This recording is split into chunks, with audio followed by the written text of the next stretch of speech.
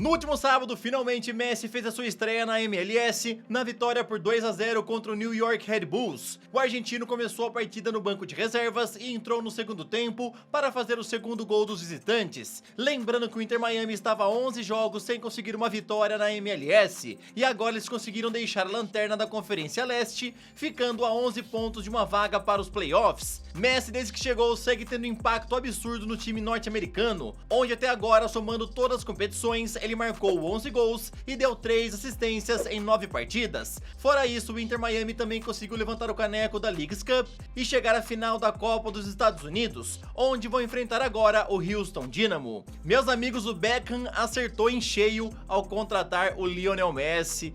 Já trouxe um título, já tá na final da Copa dos Estados Unidos, conseguiu uma vitória após 11 partidas sem saber o que é vencer lá na MLS. Realmente o impacto do argentino lá no Inter Miami é simplesmente absurdo, né? E eu acho que se ele continuar assim, o Miami vai conseguir aí ganhar mais pontos na Conferência Leste e vai conseguir sim uma vaga para os playoffs, tá? Lembrando que ainda faltam 11 pontos, então tem um caminho a percorrer, mas eu acho aí que com a chegada do Messi e outros jogadores, o Inter Miami vai conseguir dar a volta por cima e vai garantir uma vaga nos playoffs. Vamos ver como é que vai caminhar tudo isso, né? Eu sou o Todd, seja muito bem-vindo para mais um vídeo aqui no canal e nele eu vou te contar bastante coisa interessante. Bora ver como é que foram os jogos de ontem no Campeonato Brasileiro, também nas principais ligas da Europa. Vou te falar sobre Matheus Nunes, que tem uma segunda oferta do Manchester City. Coutinho pode não parar mais lá no futebol do Catar, ainda há uma esperança dele continuar atuando na Europa. Vou te falar tudo isso e muito mais. Então, sem mais enrolações, solta a intro!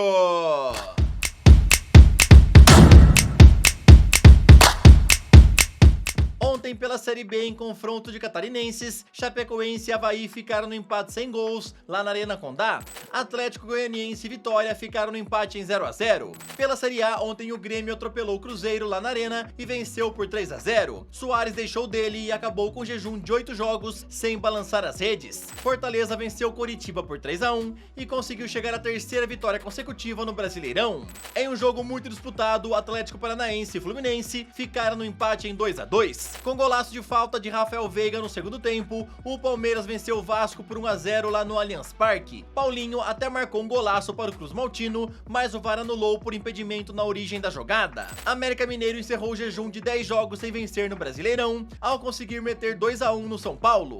Red Bull Bragantino se reencontrou com a vitória ao meter 2-0 no Cuiabá ontem. Com 2 gols de Paulinho, o Atlético Mineiro venceu o Santos na inauguração da Arena MRV. Diego Costa fez 2 e Luiz Henrique mais 1. Com isso, o Botafogo venceu o baiano Nilton Santos por 3-0. Assim, o Glorioso chega a 51 pontos, isolado na liderança. Palmeiras tem 40, Grêmio e Flamengo tem 36. Fluminense e Red Bull Bragantino completam o G6 com 35 pontos. Santos, Vasco, Coritiba e América Mineiro estão na zona de rebaixamento.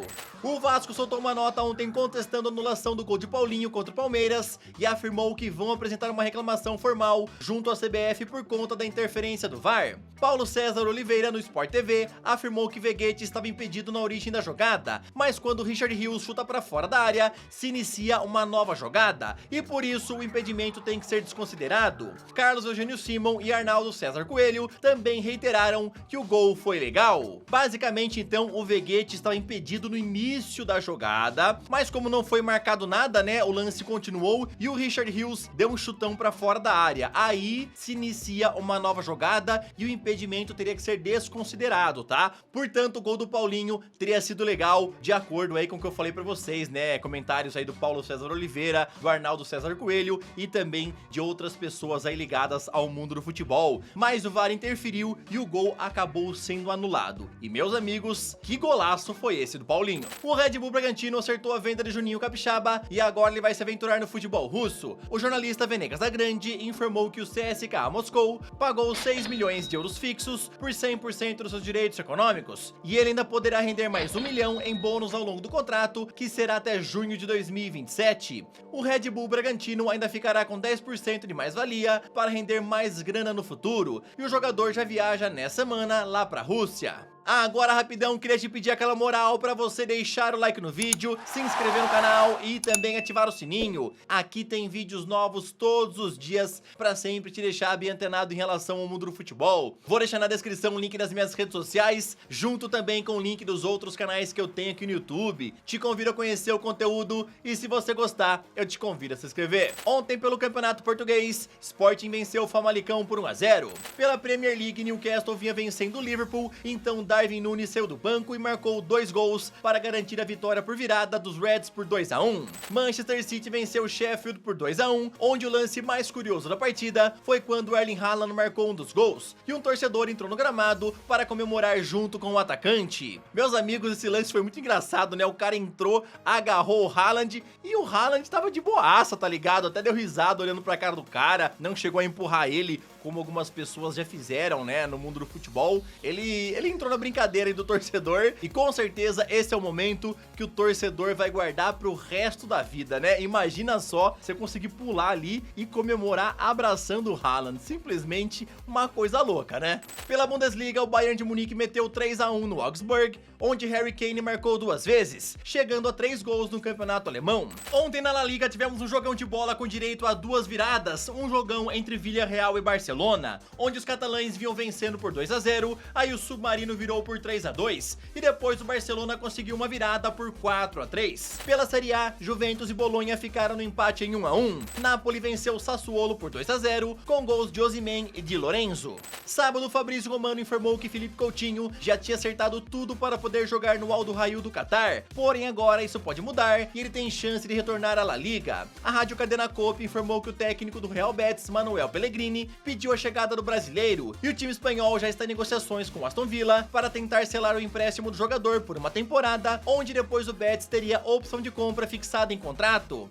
Meus amigos, com certeza seria muito interessante ver o Philippe Coutinho lá na equipe do Real Betis. Inclusive, eles estão conseguindo recuperar o futebol aí do Isco, né? Inclusive, o Isco ontem marcou o gol, se eu não me engano, o último gol dele na La Liga tinha sido lá em 2021. Agora o Isco tá felizão no Real Betis, tá jogando muita bola, tá sendo um dos principais jogadores e quem sabe isso daí também pode acontecer com o Philippe Coutinho. Quem sabe o Real Betis consegue recuperar o bom futebol do brasileiro. Então, nesse momento, ele já tem tudo acertado em relação aos termos pessoais com o Al Duhail, porém, o Real Betis entrou na briga e tá tentando contratar o brasileiro. Sinceramente, eu espero que o Real Betis consiga aí chegar num acordo com o Coutinho, chegar também num acordo com o Aston Villa e traga ele pra lá, tá? Seria muito interessante ver o Coutinho e o Isco juntos lá no meio campo do Betis. O que você acha? Será que o time espanhol e Manuel Pellegrini podem recuperar o bom futebol do Coutinho, assim como estão fazendo com o Isco? Comenta aí. Roberto Mancini, que deixou a seleção italiana nas últimas semanas, foi anunciado ontem oficialmente como novo técnico da seleção da Arábia Saudita, e agora seu grande objetivo é conseguir uma classificação para a Copa do Mundo de 2026. Mancini assinou um contrato de 3 anos, onde vai ganhar um salário de 30 milhões de euros por temporada.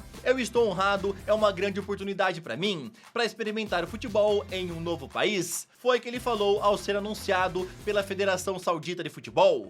Após ter a primeira oferta recusada, o Manchester City segue firme na busca por Matheus Nunes e inclusive já apresentou uma segunda proposta ao Wolverhampton pelo meio-campista. Fabrício Romano informou que ontem os Citizens ofereceram 60 milhões de euros por Matheus e as conversas com o Wolverhampton já estão chegando no estágio final para acertar os últimos detalhes do acordo. Lembrando que o jogador já acertou os termos pessoais com o time de Guardiola na semana passada. O City pretende finalizar a compra nos próximos dias e a ideia é que ele esteja em campo no próximo sábado contra a equipe do Fulham. Sinceramente, eu gosto bastante do futebol do Matheus Nunes e eu acho que ele pode crescer muito, mas muito de produtividade sob o comando aí do Pep Guardiola. Tudo indica que esse negócio vai ter um final feliz para o jogador nesses próximos dias. O Wolverhampton e o City já estão acertando aí os últimos detalhes do acordo, né? De acordo com o Fabrício Romano. E em relação ao Matheus Nunes, já tá tudo certo, tá? Ele avisou que quer sim ser jogador do City e tudo caminha para um final feliz. O que você acha aí do Matheus Nunes chegando lá no Manchester City? É uma boa contratação ou não? Comenta aí, beleza? Tamo junto, valeu, até o próximo vídeo e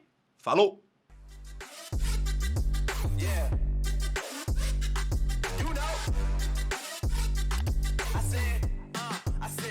It's gonna be a long night.